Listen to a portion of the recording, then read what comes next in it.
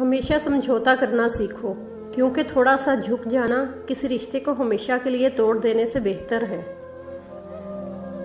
जिंदगी बगैर इज्जत के नहीं गुजर सकती, इसलिए हमेशा उस शख्स को अपने करीब रखो और उस शख्स को चुनो जो आपको इज्जत दे सके, और आप पर भी लाजिम है कि वही इज्जत एहतराम उसे वापस लौटाओ।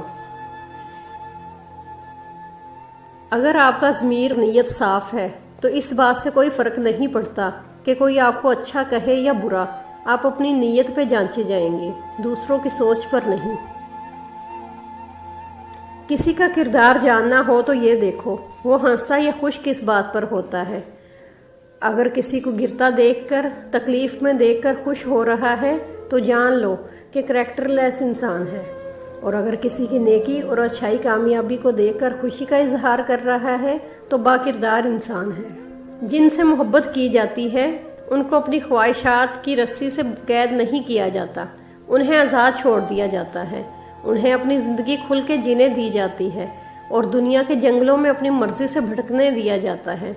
अगर वो लौट के आ जाएं तो हमसे मोहब्बत में सच्चे थे, और अगर ना आए तो हम बदकिस्मत थे। जो चीज़ें हमारे लिए होती हैं वो हमें मिलके ही रहती हैं।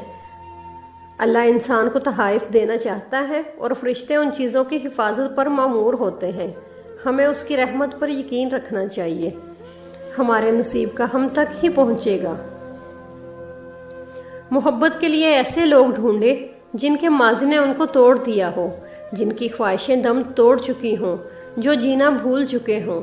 दरअसल वही लोग तो ज़िंदगी की हकीकत को समझते हैं, वो जानते हैं दर्द क्या होता है, वो किसी के जज्बात के साथ नहीं खेलते।